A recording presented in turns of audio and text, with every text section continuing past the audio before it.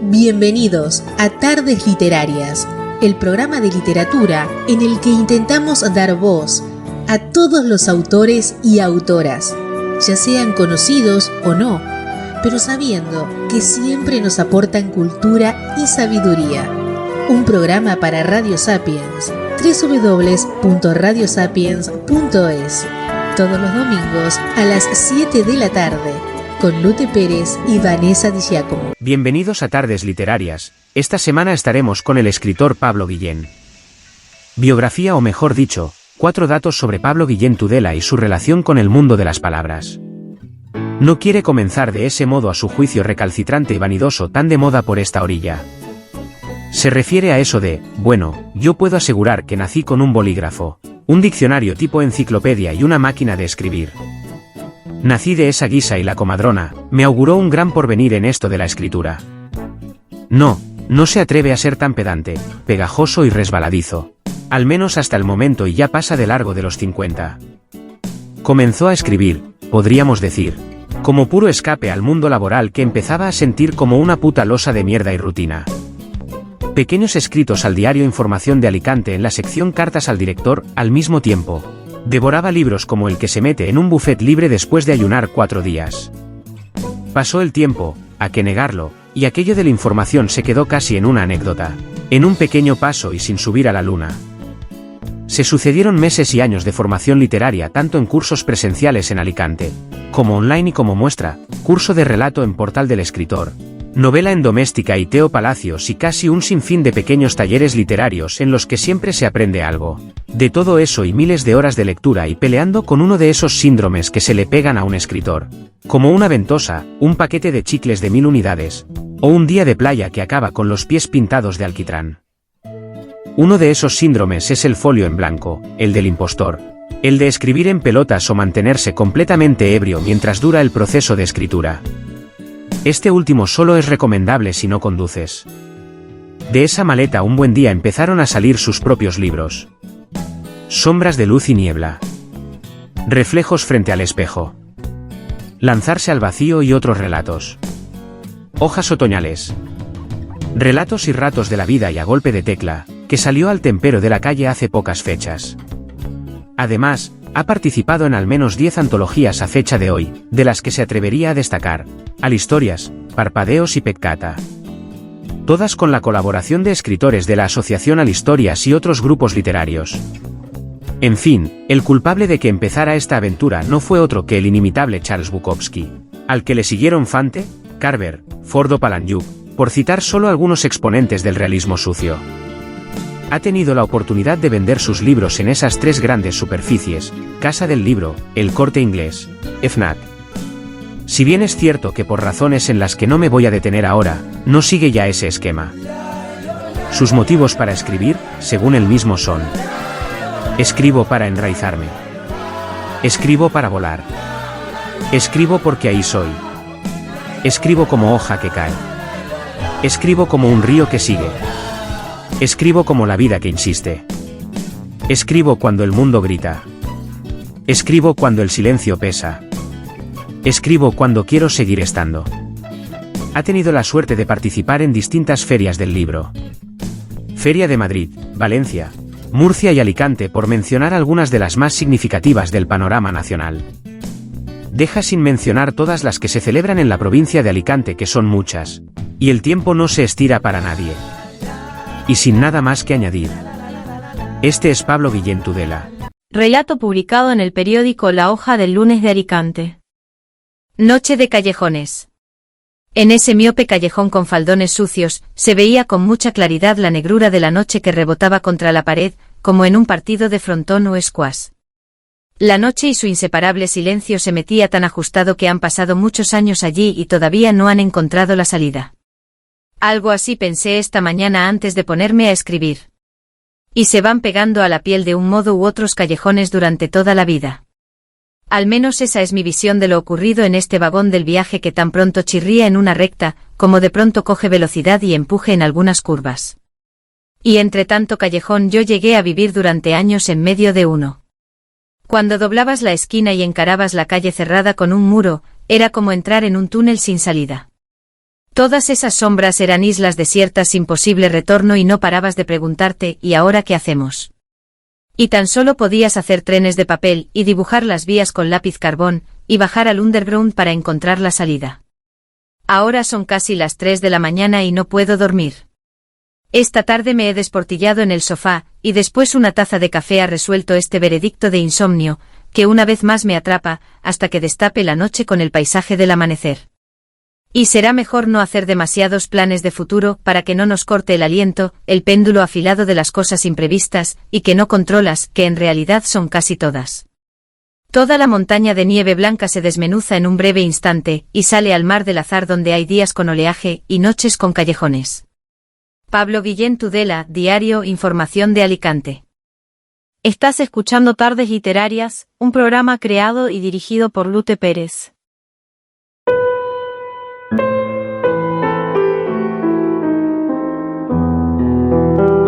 Relato, como si fueras a vivir mañana. Año 2014. Estaba pasando una mala racha. Permanecía días enteros entregado full time a la cama. Era como una adicción que cada vez necesitaba una dosis más y más grande.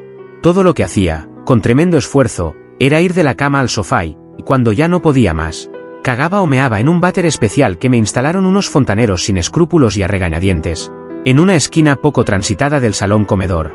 Sí, exacto. Ese lugar donde solemos colocar un puñetero y enorme macetero con una de esas plantas de interior, que pocos soportan el ruido de la televisión, la estufa o el tocadiscos con un LP completo de los Chichos. La verdad es que fue una época muy jodida, tanto, que me daba pereza todo. Ducharme, cambiarme de gallumbos, cortarme las uñas cada 6 meses, las sábanas cada 8.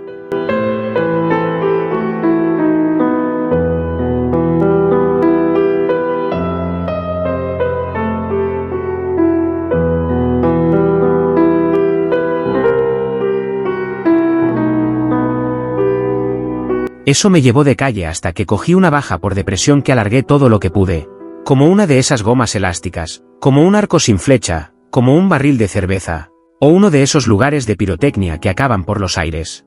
La baja por depresión me sirvió de escudo, y ralentizó, al menos por un tiempo, que la empresa me despidiera por sendas quejas de compañeros y clientes del restaurante con 3 estrellas Michelin, del que voy a obviar su nombre por estrictas razones estéticas y de reputación, básicamente.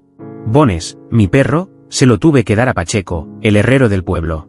Algo parecido le ocurrió a Rocky, quiero decir, a Sylvester Stallone, cuando nadie daba ni un duro por él y no tenía dinero para comer, y mucho menos para hacerse cargo de su perro, Butkus, al que vendió a un completo desconocido por solo $25. Yo no lo hice por dinero, lo hice por extrema pereza. Bones era un presa canario que necesitaba mucho espacio y largos paseos. Además, podía ser un excelente reclamo para que los chorizos no se atrevieran a robar tan a menudo en el pequeño negocio de los Pacheco, donde trabajaban Silvia, el pequeño Tommy y los gemelos, la pecosa Andrea y Pancho 6 dedos. Le dijeron los médicos al nacer que un dedo más no era motivo de escándalo, que canta Rafael, y que tal vez así sería mucho más hábil al piano y algún día daría conciertos en el Sydney Opera House de Australia.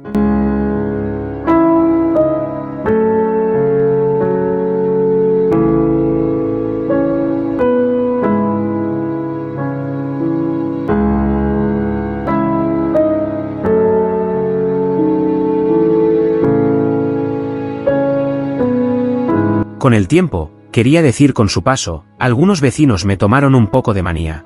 Y no sé muy bien por qué narices, a no ser que se debiera a que por mi estado de absoluta inmovilidad, totalmente voluntaria, era incapaz de bajar la basura al contenedor cada día. Me hice con un contenedor que ocupaba prácticamente toda la galería, y 1 o 2 veces al año. El bueno de Pacheco pasaba con el camión de mudanzas de su primo, Jaime el Cojo. El apodo le viene de uno de esos días de caza, que cogió una tremenda cogorza y no se percató de un cepo que tenía justo delante de sus narices. Pacheco, con ese camión y 200 euros, me sacaba la basura, las moscas y alguna rata. Yo no salía de casa para nada. Iba de la cama al comedor y la cocina la mantenía cerrada. Todo estaba por fregar, la nevera desenchufada y la lavadora se quedó sin puerta y ya ni lavaba. Dicen los expertos en coaching, en fortaleza y crecimiento personal, que solo cuando tocas fondo empiezas a reaccionar. Pero no hay que olvidar que a mí me daba pereza tocar fondo. Estoy seguro de que querrán saber a estas alturas mi nombre, cómo narices llegué a esta casi kafkiana situación. cómo era mi vida antes, el grado de responsabilidad de mis padres en todo esto. O cómo conocí a mi exmujer si todavía no estaba casado. Y todos esos detalles tipo El guardián entre el centeno, de J. de Salinger, David Copperfield, del inolvidable Charles Dickens, o, por irnos al extremo, Moby Dick, del sempiterno Melville. Sin duda por ahí no van los tiros, sin embargo. Eso no quiere decir en modo alguno que no tenga nada importante que colocar sobre la mesa y, además, no me sentiría bien dejándoles con la incertidumbre certera, con la miel en la yema de los dedos. Puedo adelantarles, sin temor a romper ningún contrato, que mi nombre es en efecto Ismael, que nunca viajé en barco ballenero alguno y mucho menos en el Peyot.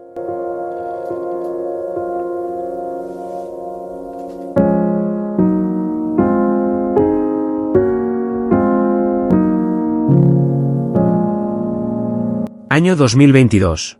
Conocí a Rosy en una de esas incipientes reuniones para perezosos anónimos, algo casi calcado de Alcohólicos Anónimos. Hola, me llamo Rosy y soy perezosa. A veces soy tan perezosa que descongelo 2 lomos de salmón para hacer a la plancha y con un poquito de naranja y luego no me levanto de la cama durante días y, cuando por fin consigo atarme los cordones de las zapatillas de estar por casa, todo huele a podrido. Hola, Rosy, bienvenida al grupo, dijeron todos a modo de coro de iglesia. Alex, Robin, Nicky, Zurullo, Rebeca, Alexia, la bizca que no lo era en absoluto. Tenía una de esas miradas profundas que te hacían empalmarte de inmediato, sobre todo porque iba acompañada de unos labios carnosos, esponjosos y, ¿por qué no decirlo?, unos labios perfectos que te hacían soñar con el puto cielo. La verdad es que empecé a vivir solo pensando en los viernes. Los viernes. Los viernes eran el puñetero lugar en el tiempo para las reuniones de perezosos anónimos. Y el punto de encuentro y reunión hasta que Amanda, que era la que cortaba el bacalao como terapeuta en esa iniciativa de mandar a la mierda a la pereza, encontrara un local en condiciones. Mientras tanto, de forma eventual hacíamos las reuniones en el bar de Luna, que en realidad no se llamaba así. Y la verdad es que no tengo ni pajolera idea de su nombre real, pero yo lo empecé a llamar desde el primer día, el bar de Luna. A la segunda o tercera sesión, y sin esperarlo por mi parte, surgió eso que llaman química, o algo así, entre Amanda y el que escribe todo esto.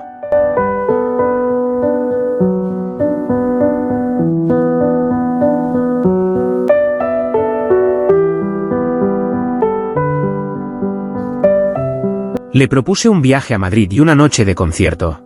A los dos nos gustaba, y mucho, Leiva, y Junio, y el Withing Center o el Wanda Metropolitano. Nos daba igual casi todo, excepto pasar unos días juntos lejos de nada y cerca de casi todo. El viaje, las canciones de Leiva como No te preocupes por mí, Nuclear, o Como si fueras a morir mañana. Nos llevaron en volandas hasta la suite Yucatán de un lujoso hotel de Madrid. Los días pasaron envueltos en nubes de algodón y de amor. El Parque del Retiro me parecía más hermoso que nunca. El Prado, tan majestuoso como nunca antes, y el Teatro Real, con sus horas vacías que sin duda a mí me parecían tan llenas. A la vuelta en el AVE, y ante la curiosidad de todo un vagón, le pedí matrimonio a mi amada Amanda mientras sonaba por el techo de todo el tren, No te preocupes por mí. Y casi nos ponemos a llorar como dos personas que al final han encontrado la salida. Tuvimos 2 hijos, no en el tren, sino después de 9 meses de embarazo cada uno. Amanda siguió con sus terapias, y yo me enfundé de cocinero en mi propio restaurante que no buscaba desesperadamente ninguna estrella Michelin, porque ya tenía la mayor de las estrellas de calidad total. Llenar una sala para 100 personas cada día con un menú que confeccioné con mucho amor, con mi amada Amanda. La vida me sonreía como jamás hubiera pensado que ocurriría, pero, como en una de esas canciones de Leiva, nada es para siempre, todo está siempre cambiando. Una noche, Amanda murió en un tremendo accidente de tráfico. Nuestros hijos iban en el asiento de atrás. En la actualidad, parece que estoy atado a la cama. No consigo salir de ella ni dar un paso. Las noches y días se mezclan en esa batidora sin rumbo, y menos aún fijo, de la vida. Secuestro una y otra vez las ganas de hacerme siquiera una simple tortilla.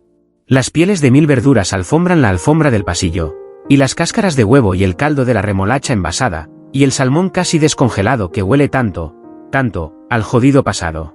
Y no se alarmen demasiado. Decir que nunca has tenido pereza, es como afirmar que jamás caminaste por el sendero del corazón, del amor y eso, sin ninguna duda, no debe de ser saludable.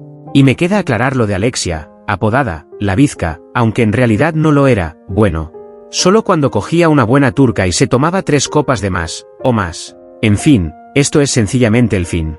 Últimamente, siempre estoy en mi peor momento.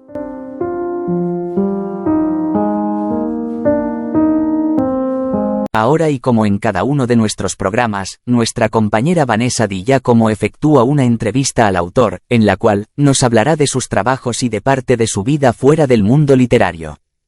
Con una prosa directa, sin filtros y cargada de referencias literarias y cinematográficas, Pablo Guillén nos invita a adentrarnos en A Golpe de Tecla, su nuevo libro de relatos. Una obra nacida al calor de las tormentas personales y de ese compromiso férreo con la palabra escrita, que más que un oficio, parece ser para él una necesidad vital. En esta entrevista, el autor desgrana el origen del libro, sus temas centrales, su rutina creativa y las reflexiones que lo atraviesan como un río subterráneo. Cada respuesta es casi un relato en sí mismo, y entre líneas, asoma la esencia de un escritor que escribe, desde el corazón, el alma, las entrañas. Hola Pablo, para empezar, cuéntanos, ¿quién es Pablo Guillén? La verdad es que todavía no sé muy bien quién coño soy. Me estoy haciendo, construyendo en el sentido más literal de la palabra, y seguramente acabaré la obra cuando el reloj del tiempo me pise los talones. No se lo van a creer, pero nací a los 9 meses de que yo como espermatozoide en pugna con 300 millones consiguiera fecundar el óvulo. Después de eso todo ha sido fantástico. Fui un niño prodigio porque hasta los 5 años no abandoné el pañal y un día de repente, inopinadamente, me pusieron delante el orinal y metí la cabeza en busca del jodido ratoncito Pérez. Por fortuna estaba vacío. Al poco rato, vamos a llamarlo así, me hablaron del señor reloj, sus agujas y el daño que puedan hacer con el paso del tiempo. Todas las notas de la escuela, y hay pruebas que así lo corroboran, eran de sobresaliente 10, y por eso me extrañó mucho cuando el profesor don José quiso hablar con mis padres. Eso me quitó el sueño durante varios días, aunque yo no paraba de soñar. El gran problema resultó ser que a pesar de las notas excelentes, debía ocupar el último pupitre, porque los padres de todos los alumnos, de manera unánime, habían llevado una queja escrita que decía más o menos lo siguiente: nuestros hijos no pueden ver la pizarra debido a que ese niño, Pablito, siempre está en la primera fila y como tiene una cabeza un poco grande, pues no pueden ver la pizarra el resto de niños. Eso me marcó para toda la vida y siempre que voy al cine, al teatro, al fútbol, subo en autobús, metro o tram, me siento siempre en la última fila. Bueno, anécdotas del cole a un lado, la economía familiar en aquella época estaba realmente hecha una mierda y eso me llevó a empezar a trabajar a los 14 años. Y no solo eso, sino que también dejé de entrenar con el equipo de fútbol infantil del Hércules, de Alicante. Hice un poco de todo, la verdad, instalando aire acondicionado en bancos, hoteles, en el Corte Inglés de Murcia, camarero en un piano bar o en la fábrica de turrón alguna temporada de septiembre a Navidad. Y resumiendo mucho, metí la cabeza en el mundo de los hoteles. Pasé algunas temporadas en Londres, Oxford, Cambridge y otros lugares, y un día, casi sin avisar, lo mandé todo a la mierda. Me puedo alargar y mucho, pero entre esos viajes y los miles de horas de formación, perdí de vista por completo lo más importante de todo, mi vida. Ahora tenía que luchar con algo más peligroso, más contundente, mirarme al espejo y preguntarme ¿qué coño haces? Y eso, justo eso, me hizo cambiar y haciendo uno de esos jodidos balances, es justo decir que he perdido cosas, personas y hasta la economía no está para tirar cohetes, por utilizar una frase poco conocida. Pero me siento muy bien, me siento realizado, me siento como cuando era pequeño y tenía una familia con 8 hermanos y mis padres. Aquello no era una casa, era un hogar. Y eso, en la parte del aroma, de la luz de los días, en la parte de la persona que soy hoy, intento no olvidarlo. Aparte de la escritura, ¿tienes algún hobby destacable del que te gustaría contarnos algo? Me apasiona el cine, tanto es así que en todos mis libros, me atrevería a decir, aparecen referencias al séptimo arte como una de esas vigas maestras de mi vida, junto a innumerables bandas sonoras, música de Bruce, Orbison, Bee Gees y tantos otros. ¿Tienes alguna manía de escritor? ¿Algún ritual? Por lo general me gusta leer un rato, un par de horas o algo así. Después escucho algunas canciones que me abren los sentidos y después me enfrento al jodido folio en blanco.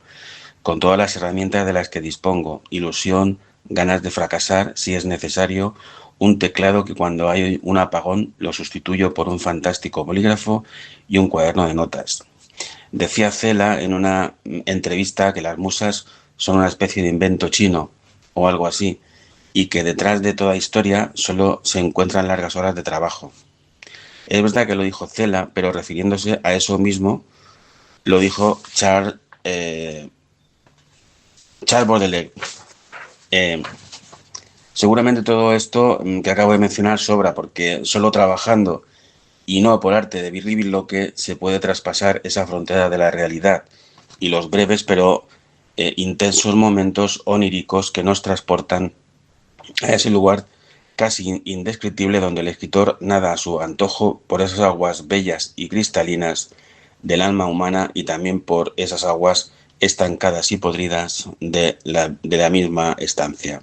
Es de cajón de manual, hay que sentarse 8 horas todos los días delante del ordenador, de la máquina de escribir o de un taco de hojas en blanco y preguntarse durante 7 horas si de verdad eres escritor y una sola para ponerte a escribir algunas líneas o algún párrafo. ¿Desde cuándo escribes? ¿Soñaste en tu infancia en llegar a ser escritor? Empecé a escribir para no ir al psicólogo, para huir de un trabajo que me aburría y me estaba matando. Empecé a escribir para dejar de estar cuerdo y no de forma gradual, sino casi de la noche a la mañana. Necesitaba vaciarme emocionalmente, mandar casi todo a la mierda y empezar casi desde cero. Perdí muchas cosas, como he dicho, perdí muchas cosas que me dejaron más perdido, valga la redundancia, que los valores tradicionales. Y sin embargo, como diría Steve Jobs, con la distancia de tiempo adecuada, las cosas se ven de otro modo completamente distinto. Hoy solo puedo dar gracias porque pasara todo ese tornado. Pérdida de trabajo, recursos económicos, divorcio y no sigo. ¿Se podría decir que la literatura ha cambiado tu vida? Sin ninguna duda. Primero porque hago lo que me apasiona, me siento realizado y satisfecho y he conocido montones de personas interesantes que de otro modo hubiera sido imposible. No sé, me pasa un poco como lo que decía el escritor y dramaturgo William Goldman, y creo que ya lo he mencionado antes, que a propósito del tema de ser escritor, que bueno, pues hay que sentarse, hay que trabajar mucho, hay que sentarse 8 horas y luego luchar con eso que se llama también el síndrome del impostor, ¿no? Que no te acabas de creer tú mismo, a veces no te acabas de creer si realmente eres escritor o no, o eres otra cosa. En fin, como he dicho, escribo para salvarme, para no volverme loco, para intentar al menos hablar de las cosas que me preocupan, de la sociedad que me rodea, que me molesta, que me toca, no sé si puedo decirlo, las narices, vamos a dejarlo ahí, que está hundida en la mierda y nadie o pocos lo dicen. Al final y al principio escribo porque un día ese sueño me picó, vamos a llamarlo así. Unas veces te pica una avispa en la punta de como le ocurrió a un amigo, a un vecino, a un tal Pepe, un vecino del barrio, donde pasé los primeros y los segundos años de mi vida.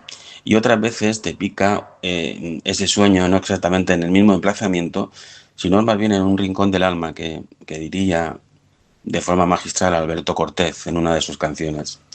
En definitiva, y para ser breve, el cine marcó mi infancia y adolescencia, lo sigue haciendo de un modo u otro, aunque es verdad, o al menos en mi opinión, es verdad que el séptimo arte no es ni de lejos lo que era. Y ese ingrediente que va unido de modo indivisible a la literatura, junto a algunos otros componentes que no voy a desgranar ahora, fue y sigue siéndolo, por supuesto, los ejes, como diría aquel, los ejes digamos, de mi día a día, de lo que escribo, ¿no? ¿Qué es más complicado tratar, los personajes reales o los ficticios? Los dos son apasionantes a la hora de darles una brizna de hierba que decore el estanque dorado de una escena o diálogo. Los dos acaban siendo reales y los dos acaban siendo ficticios. Ese es uno de los números de magia de la literatura, aunque por supuesto no el único. Pablo, ¿cómo nació A Golpe de Tecla? ¿Hubo un momento detonante o fue una historia que fuiste construyendo poco a poco? A golpe de tecla se fue gestando a través de muchas lunas, que dirían los indios americanos en sus gloriosos momentos de libertad y respeto por las praderas. Los relatos son caprichosos, puedes escribirlos de una tacada, como una de esas carambolas múltiples de billar, o puede que salten al papel como pequeñas gotas de agua que acaban en un pequeño chaparrón, que se antoja suficiente para la cosecha de casi 300 páginas. Algunos relatos permanecían agazapados en un cajón, en una especie de trinchera, preparados como los atletas de una prueba de relevos, de un maratón, de una prueba de los 100 con obstáculos. Todo comienza con el pistoletazo de salida. Atrás quedan las horas de robarle sueños al tiempo, de quitarle horas de sueño en procura de conseguir alguna noche más larga, más contundente, más para bailar con el trabajo y casi ineludiblemente atraer a Euterpe. A golpe de tecla comenzó a gestarse hace al menos 3 años. No es un libro de relatos relámpago ni nada parecido. Se gestó en medio de turbulencias personales, ¿quién no las tiene? Y no salió ileso de la tormenta. Y como dice otro de mis autores favoritos, Murakami, nada fue igual después. ¿Cuál es la parte que más disfrutas del proceso de crear una nueva historia? ¿Y la que menos? La que menos es descubrir de qué narices va a tratar esa cosa que quieres escribir. Y por lo general los temas suelen girar sobre elementos sociales que te perturban o comportamientos humanos que te arañan y cortan la piel, como si te metieran la cabeza o los huevos en un estanque repleto de pirañas, peces globo o medusas calavera. ¿Qué significado encierra el título del libro, y qué temas centrales aborda a golpe de tecla? El título viene a cuento de hacer las cosas sin ninguna prisa. En una sociedad consumida, anestesiada, idiotizada, me atrevería a decir por las prisas, por conseguirlo todo en minutos. El amor, una carrera, leer 100 libros al día, escribir 52 relatos en 52 segundos. A golpe de tecla quiere reivindicar el proceso natural de hacer las cosas. Nos rodea, nos oxida, nos convierte en una especie de zombies. La prisa parece que tiene demasiada prisa en acabar con nosotros. Cocina y comida rápida, trenes de alta velocidad que se quedan parados en medio de un páramo, aviones con retrasos de varias horas. El reloj del tiempo no ha cambiado en los últimos 2000 años. La gente tuvo tiempo para vivir y luego llegar al final de la vía. Nosotros no somos diferentes, también nos quedaremos sin vías en cualquier momento, seguramente cuando tengamos tanta prisa. Los temas centrales que aborda a golpe de tecla son muchos y variados, pero si tengo que colocar el acento en algunos serían la jodida ocupación de las viviendas, la nostalgia en busca del tiempo perdido que diría Marcel Proust, y con el tiempo y tantas cosas que creíamos para siempre, hasta que descubrimos al golpe de lágrimas, de corazones rotos y sueños convertidos en chatarra, que siempre se derretía, hablo de siempre se derretía con los primeros baches de la vida, como un taco de mantequilla a la sombra de una chimenea. En fin, me gusta hablar de personajes perdidos, sin rumbo, que añoran volver a ser los de antes, personajes que no saben muy bien por qué se levantan cada mañana, náufragos en esa lista gigante que es la vida, que es el mundo. Gente corriente que diría el genial Robert Redford, tristemente desaparecido hace tan solo unas fechas. En resumen, historias de lo cotidiano, que es lo que nos construye como humanos y es lo que también nos destruye como humanos. El proceso de documentación fue necesario para esta historia. ¿Cómo lo llevaste a cabo? A golpe de tecla es un libro de relatos que roza las 300 páginas, como ya he dicho antes.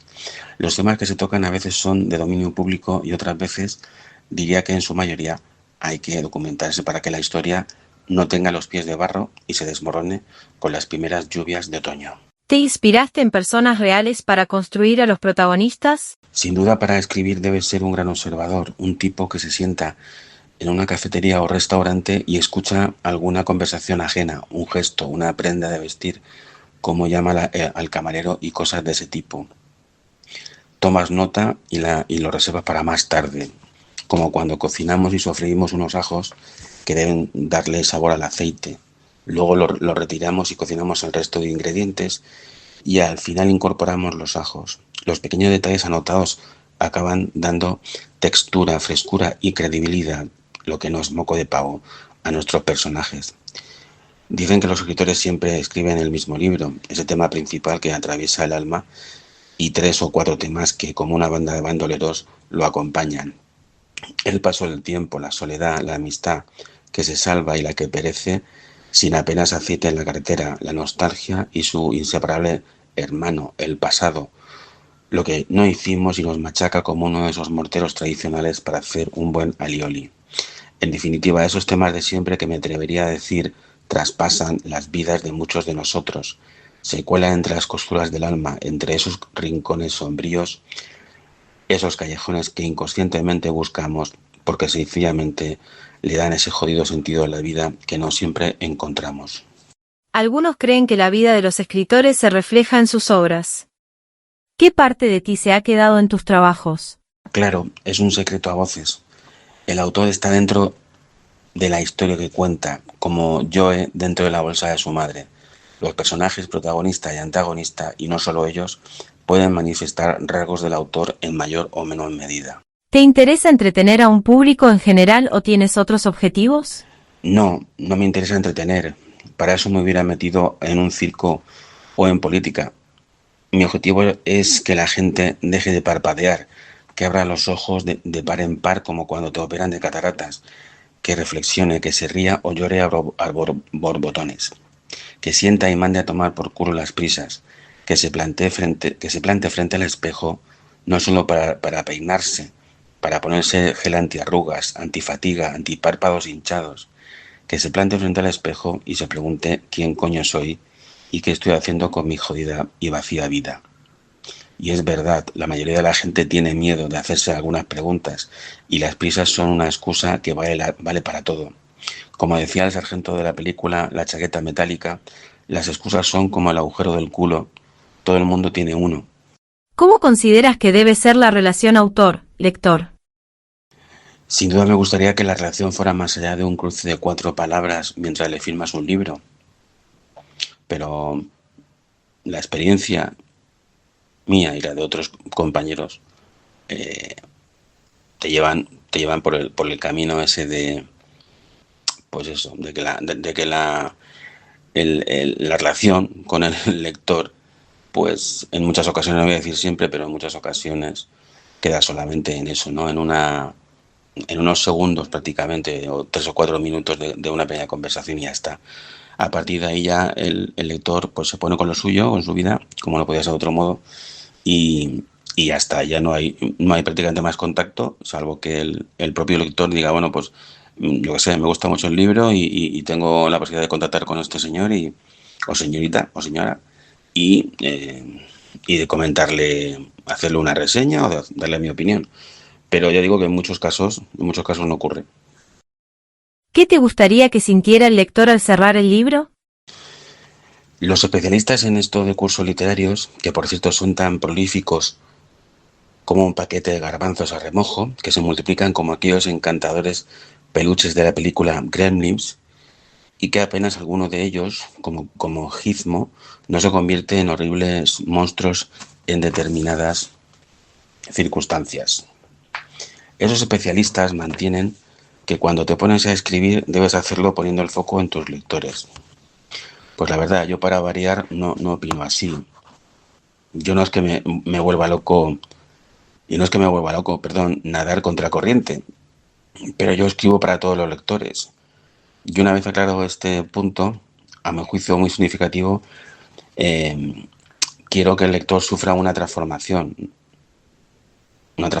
pequeña, diminuta, quizá como uno de esos salientes de las azoteas, donde te puedes ir así llegado el momento para no precipitarte al asfalto sucio y repleto de mierda de la calle y acabar con tus sesos esparcidos en derredor de una alcantarilla, un buzón de correos oxidado o uno de esos callejones tan frecuentes en nuestras vidas que después de todo tenían salida. Me gustaría que descubrieran que hay otras alternativas, que la vida a veces nos tritura y otras veces nos pone a huevo un trozo de felicidad, una porción de tarta de chocolate que te lleva de viaje al pasado, a tu infancia, a un hogar como con olor a magdalena. Me gustaría que los lectores se sintieran acariciados con la brisa del mar mientras navegan en un velero rumbo a una isla tan ignota como nuestra propia esencia de ser humano. Me gustaría que pasaran las páginas con los arañazos poco disimulados de la realidad y que eso los empujara a practicar algo que se me antoja un tanto olvidado: reflexionar, poner en marcha ese motor gripado de la curiosidad. Porque la falta de horizonte nos enjaula, nos deja tan planos como una pisonadora hace con el asfalto. Y un libro es un poco un horizonte. Escribir y leer se tornan como un salto de trapecio. Tienes que exponerte a romperte la crisma. ¿Cuáles son tus escritores de referencia? Mis escritores de referencia son muchos, pero puestos a elegir una vez más, y de eso se trata también en la vida, de elegir, me quedo con Charles Bukowski, John Fante, Paul Auster, Virginia Woolf, Murakami, Ray Loriga, Palanuik, Saramago, Carver, Richard Ford, Javier Marías, Juan Manuel de Prada, Ray Bradbury, Vázquez Figueroa, Stephen King, Anton Chekhov, Cormac McCarthy, Scott Fitzgerald, Salinger y tantos otros. ¿Cuál es tu relación con las editoriales? A fecha de hoy no mantengo ningún roce con las editoriales tradicionales como las del Grupo Planeta, Alfaguara y todos esos gigantes. He publicado con Letra M algunos de los libros, y con Dulce Lectura también. Ambas editoriales, vamos a decirlo así, de corte de paga por todo y tendrás tu libro. Y hoy por hoy son editoriales que... Hoy por hoy estas editoriales, estas y otras muchas, como digo, son editoriales que están creciendo como termitas dentro de una secuela gigante de los bosques de California. ¿Con qué nos vas a sorprender? ¿Tienes algún proyecto en marcha o en mente? Estoy trabajando en un nuevo libro de relatos de temas que todavía no he tratado. Relatos que convivirán con un abanico enorme de lo que he llamado crónicas sucias de lo que somos. No dejo de pedalear, pero no me como las uñas por no tenerlo terminado en tiempo récord. No se trata de postergar las cosas ni nada de eso. Se trata, una vez más, de eliminar esa jodida palabra de mi vida: prisas. Dinos tus redes sociales, o donde la gente pueda conocerte un poco más y donde puedan adquirir tus trabajos. Pues mis redes sociales, vamos a llamarlas así. Bueno, primero el correo electrónico, que es pabloiceberalaDeriva@yahoo.es. Mi teléfono es el 722 36 08 14. Y luego, pues en las redes sociales, básicamente en Instagram y en Facebook, pues me podéis encontrar con mi nombre, Pablo Guillén Tudela. No tengo ningún apodo ni ninguna razón para esconderme, de momento. Hasta aquí la entrevista. ¿Quieres añadir algo a modo de despedida? Bueno, y ahora para concluir, sí que me gustaría, por supuesto, agradecer a Lute Pérez y a todo el equipo que pueda haber detrás de todo esto, y a las emisoras de radio que correspondan. Sí que quiero agradecerles la oportunidad que me brindan todos ellos en aparecer a través de las ondas y donde crean ellos oportuno, ¿no? En fin, como soy un tipo al que le encantan las frases, ahí va una para terminar. Dice así: si vas a intentarlo, ve hasta el final. Muy buenos días, muy buenas tardes, muy buenas noches. Pablo, te damos las gracias por compartir con nosotros un rato de tu tiempo. Estamos encantados de haberte tenido en nuestro programa. Muchas gracias. Sueños letales, novela finalista del Festival de Novela, Octubre Negro, Set de Mal de 2023. La novela nos habla de un enigma intrigante. 4 personas, sin conexión aparente, compartiendo un sueño perturbador. En las montañas de la Sierra Calderona, un antiguo y enigmático hotel se convierte en el epicentro de este enigma. Varios hombres que pernoctaron allí, aparentemente sin conocerse, experimentaron una pesadilla recurrente. En su sueño, un cuchillo ensangrentado con la cabeza tallada de un jabalí en la empuñadura los atormentaba. Pero lo más inquietante es que todos ellos terminaron muertos. La policía descubre 2 hechos significativos en común entre las víctimas: Su estancia reciente en el mismo hotel y sus consultas al mismo hipnoterapeuta. ¿Qué extraña conexión los une? ¿Por qué este sueño los llevó al suicidio? David Gaspar, intrigado y desafiado, se sumerge en la investigación. ¿Qué secretos oculta el hotel? ¿Qué poderes oscuros se despiertan en las profundidades de la mente humana? ¿Y cómo puede un sueño mortal afectar a personas que nunca se han cruzado? Las respuestas a estos interrogantes imposibles desconcertarán tanto la mente como el corazón de David Gaspar. En su búsqueda de la verdad, se enfrentará a lo inexplicable y lo sobrenatural. ¿Será capaz de descifrar el enigma antes de que el cuchillo ensangrentado reclame otra víctima? Este misterio, tejido con hilos de suspense y enigmas, nos sumerge en un mundo donde los sueños y la realidad se entrelazan. David Gaspar, el detective de lo inexplicable, se apresura a desvelar los secretos ocultos en las sombras de la Sierra Calderona. ¿Estás listo para acompañarlo en esta escalofriante aventura? Puedes encontrarla junto al resto de sus novelas en la web luteperezescritor.es. Relato publicado en el periódico La Hoja del Lunes de Alicante.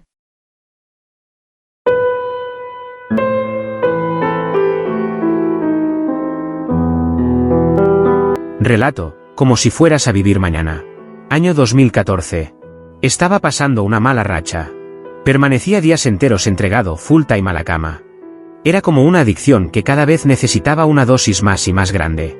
Todo lo que hacía, con tremendo esfuerzo, era ir de la cama al sofá y, cuando ya no podía más, cagaba o meaba en un váter especial que me instalaron unos fontaneros sin escrúpulos y a regañadientes, en una esquina poco transitada del salón comedor. Sí, exacto. Ese lugar donde solemos colocar un puñetero y enorme macetero con una de esas plantas de interior, que pocos soportan el ruido de la televisión, la estufa o el tocadiscos con un LP completo de los Chichos. La verdad es que fue una época muy jodida, tanto, que me daba pereza todo. Ducharme, cambiarme de gallumbos, cortarme las uñas cada 6 meses, las sábanas cada 8.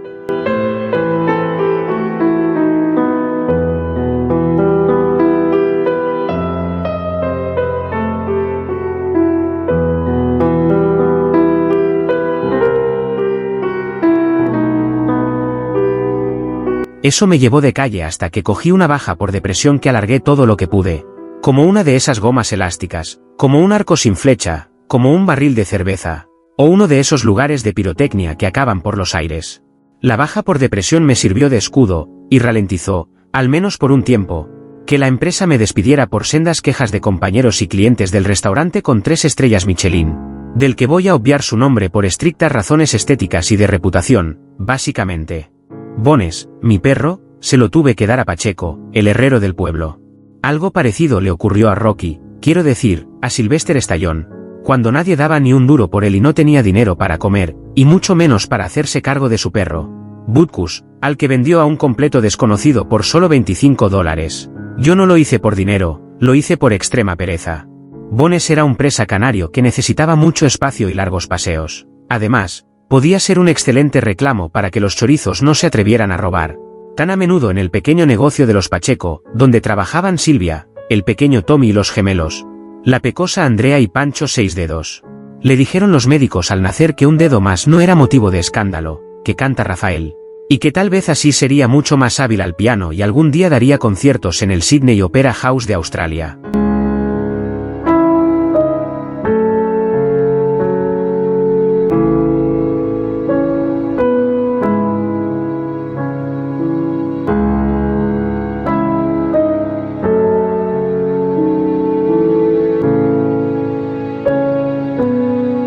Con el tiempo, quería decir con su paso, algunos vecinos me tomaron un poco de manía. Y no sé muy bien por qué narices, a no ser que se debiera a que por mi estado de absoluta inmovilidad, totalmente voluntaria, era incapaz de bajar la basura al contenedor cada día. Me hice con un contenedor que ocupaba prácticamente toda la galería, y 1 o 2 veces al año. El bueno de Pacheco pasaba con el camión de mudanzas de su primo, Jaime el Cojo. El apodo le viene de uno de esos días de caza, que cogió una tremenda cogorza y no se percató de un cepo que tenía justo delante de sus narices. Pacheco, con ese camión y 200 euros, me sacaba la basura, las moscas y alguna rata. Yo no salía de casa para nada. Iba de la cama al comedor y la cocina la mantenía cerrada. Todo estaba por fregar, La nevera desenchufada y la lavadora se quedó sin puerta y ya ni lavaba. Dicen los expertos en coaching, en fortaleza y crecimiento personal, que solo cuando tocas fondo empiezas a reaccionar, pero no hay que olvidar que a mí me daba pereza tocar fondo. Estoy seguro de que querrán saber a estas alturas mi nombre, cómo narices llegué a esta casi kafkiana situación, cómo era mi vida antes, el grado de responsabilidad de mis padres en todo esto, o cómo conocí a mi exmujer si todavía no estaba casado. Y todos esos detalles tipo El guardián entre el centeno, de J. de Salinger, David Copperfield, del inolvidable Charles Dickens, o, por irnos al extremo, Moby Dick, del sempiterno Melville. Sin duda por ahí no van los tiros, sin embargo, eso no quiere decir en modo alguno que no tenga nada importante que colocar sobre la mesa y, además, no me sentiría bien dejándoles con la incertidumbre certera, con la miel en la yema de los dedos. Puedo adelantarles, sin temor a romper ningún contrato, que mi nombre es en efecto Ismael, que nunca viajé en barco ballenero alguno y mucho menos en el Peyot.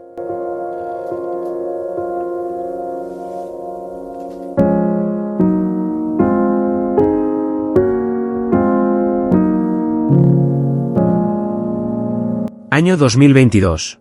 Conocí a Rosy en una de esas incipientes reuniones para perezosos anónimos, algo casi calcado de Alcohólicos Anónimos. Hola, me llamo Rosy y soy perezosa. A veces soy tan perezosa que descongelo 2 lomos de salmón para hacer a la plancha y con un poquito de naranja y luego no me levanto de la cama durante días y, cuando por fin consigo atarme los cordones de las zapatillas de estar por casa, todo huele a podrido. Hola, Rosy, bienvenida al grupo, dijeron todos a modo de coro de iglesia. Alex, Robin, Nicky, Zurullo, Rebeca, Alexia, la bizca que no lo era en absoluto. Tenía una de esas miradas profundas que te hacían empalmarte de inmediato, sobre todo porque iba acompañada de unos labios carnosos, esponjosos y, ¿por qué no decirlo?, unos labios perfectos que te hacían soñar con el puto cielo. La verdad es que empecé a vivir solo pensando en los viernes. Los viernes. Los viernes eran el puñetero lugar en el tiempo para las reuniones de perezosos anónimos. Y el punto de encuentro y reunión hasta que Amanda, que era la que cortaba el bacalao como terapeuta en esa iniciativa de mandar a la mierda a la pereza, encontrara un local en condiciones. Mientras tanto, de forma eventual hacíamos las reuniones en el bar de Luna, que en realidad no se llamaba así. Y la verdad es que no tengo ni pajolera idea de su nombre real, pero yo lo empecé a llamar desde el primer día, el bar de Luna. A la segunda o tercera sesión, y sin esperarlo por mi parte, surgió eso que llaman química, o algo así, entre Amanda y el que escribe todo esto.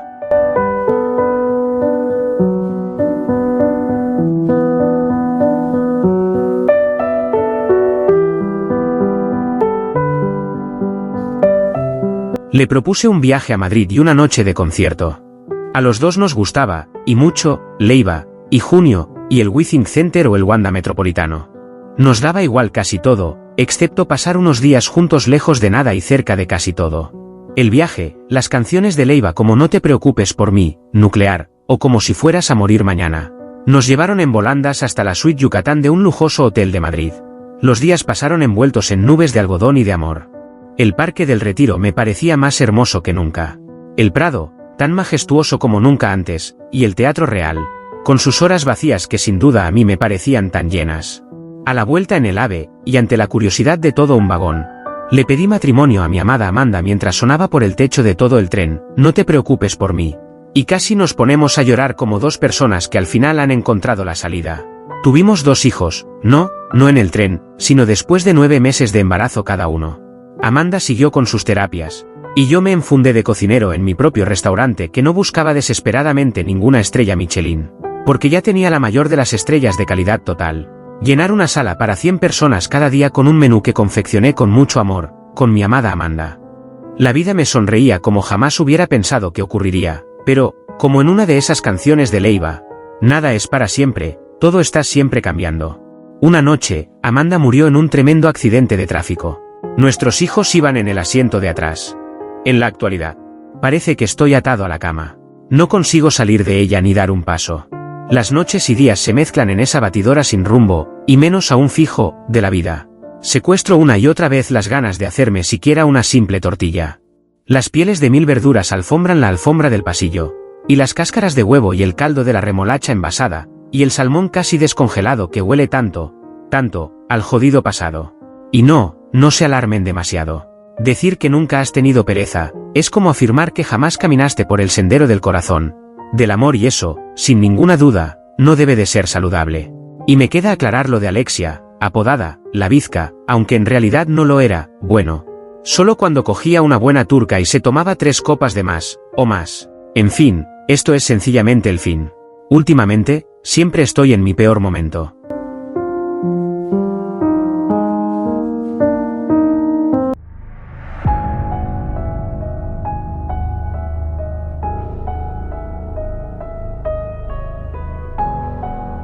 En un mundo donde la línea entre la realidad y el sueño se desdibuja, me encuentro atrapado en un coma, que me sumerge en un universo onírico lleno de misterio e intriga.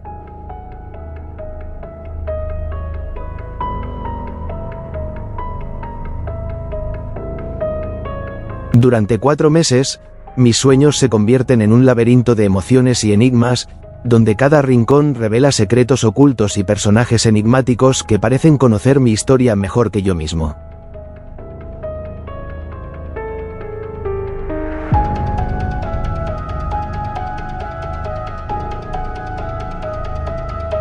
Sueños de un coma es una exploración cautivadora de la mente humana, donde los sueños se convierten en el escenario de una lucha por la vida y la identidad.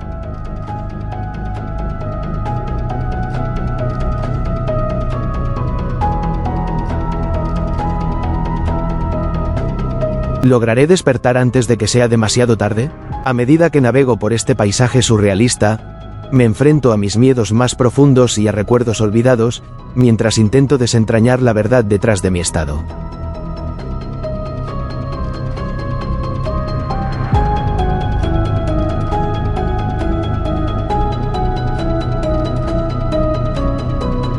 ¿Son estos sueños una ventana a mi alma o una trampa de mi mente?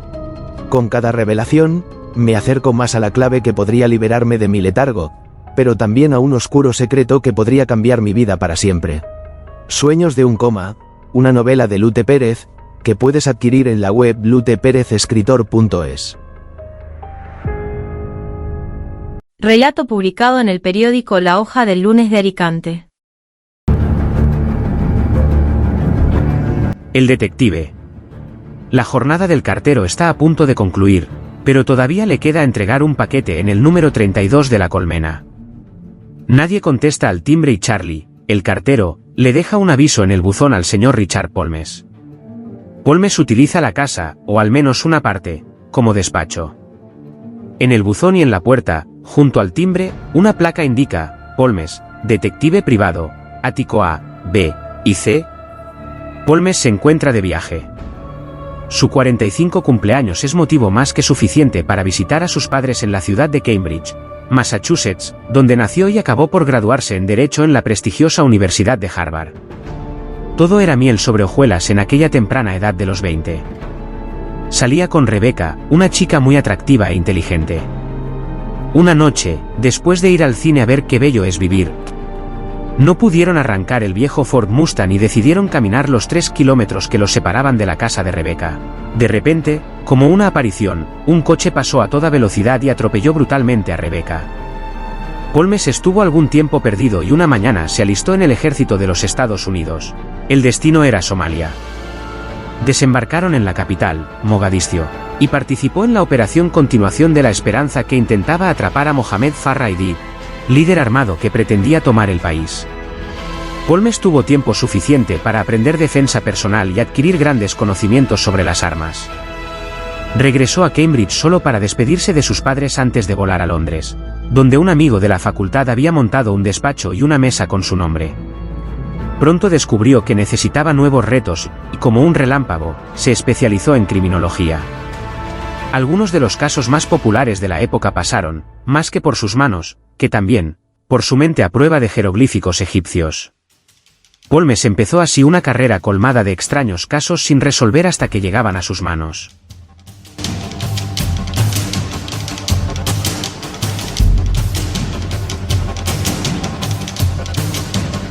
Pronto los medios de comunicación y las revistas especializadas se hicieron eco de todo ello. En España los casos fríos sin resolver se iban acumulando, Las niñas de Alcácer, Marta del Castillo y otros con menor índice mediático. Hace apenas un año, el Servicio de Inteligencia de la Policía de España se puso en contacto con Scotland Yard, para recabar datos sobre Polmes, y contemplar la posibilidad de que viajara a España y se ocupara del extraño caso de la cabeza cortada. En medio de todo esto, Polmes, tan obstinado como observador, se entretenía en investigar el caso frío de Jack el Destripador, que puso en el mapa a East London, y más concretamente a la zona de Whitechapel. El asesinato de al menos 5 mujeres es, a fecha de hoy, uno de los casos fríos más infames por resolver, por más que el tiempo haya volado desde 1888. Y viajando en el tiempo llegamos a 1973. El 9 de diciembre, y con la Navidad tan próxima, nace Polmes. Su padre, Alex Polmes, es periodista y trabaja en un diario local. Julia, su madre, es ama de casa, en los ratos más tranquilos. Escribe relatos que Alex procura publicar en el diario. Polmes pronto destaca en la escuela primaria, juega con soltura al ajedrez. Escribe relatos sobre la sociedad del momento convertida en ruinas y habla de distopías al más puro estilo Ray Bradbury. Antes de ingresar en Harvard a la temprana edad de 16 años, comienza a interesarse por el mundo de la investigación. Su objetivo es convertirse en un gran detective que sea capaz de quitar todas las capas posibles de polvo y dar buena cuenta de los asesinos. A los 20 años y con la carrera de Derecho en el bolsillo llama a su gran amor, Rebecca. Se van al cine y el resto ya lo conocen, excepto un pequeño periodo de 3 a 6 meses, que Polmes pasó solo en un refugio de montaña cuando su hermano mayor, Tom, fue abatido en uno de esos múltiples conflictos con presencia americana.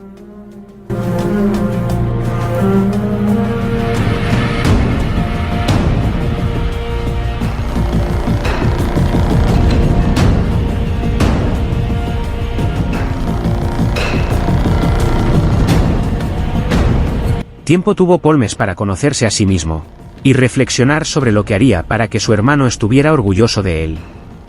Polmes viste siempre de negro. El negro es su color fetiche.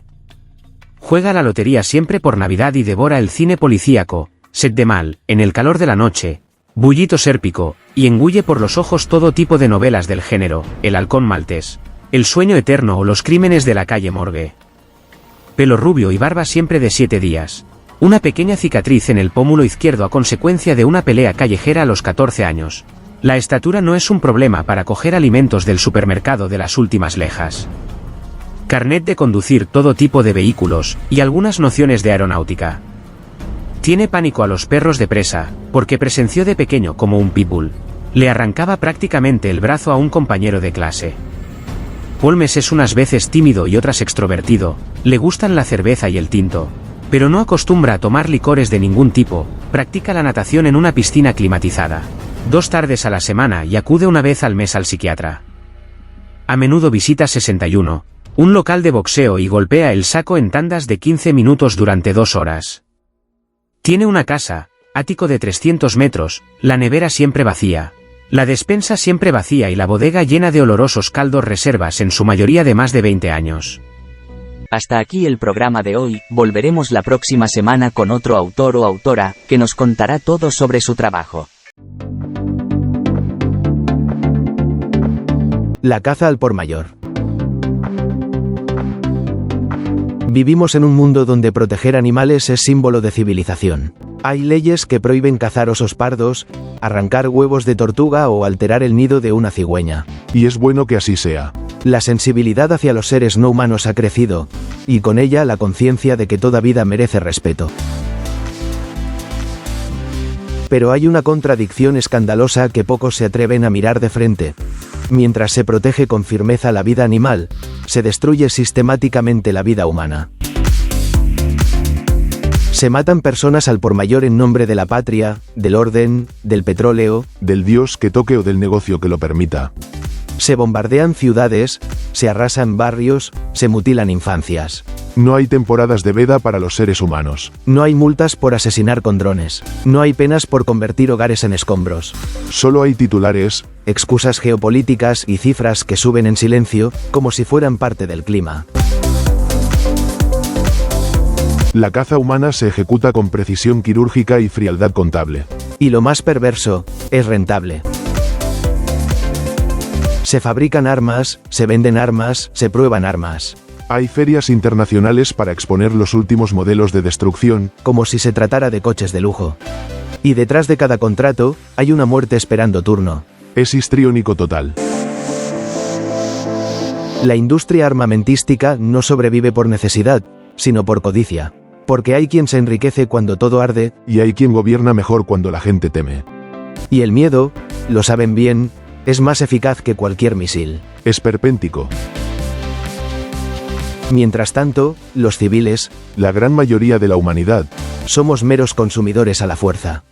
Pagamos impuestos para guerras que no pedimos, financiamos armamentos que se pueden volver contra nosotros, y lloramos víctimas que nunca deberían haber sido. espeluznante.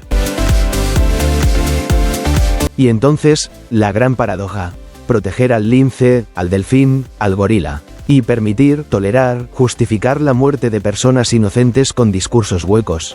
Por eso, lo digo sin rodeos. Sí, defendamos a los animales, pero defendamos también lo humano, lo sagrado, lo frágil, lo que aún respira, porque lo que estamos viviendo, aunque no lo llamemos así, tiene nombre. La caza al por mayor. Se bombardean hospitales, se fumiga a pueblos enteros desde el cielo, se desplazan millones de seres humanos como si fueran estiércol. No se puede cazar ciervos en celo, pero sí se puede cazar niños en guerra, niñas en escuelas, ancianos en fila para el pan. La fauna tiene derechos, Y los aplaudo. pero los humanos no tienen ni rastro. Y así seguimos, firmando tratados sobre cómo no dañar al delfín, mientras equipamos submarinos que cruzan los mares para silenciar ciudades.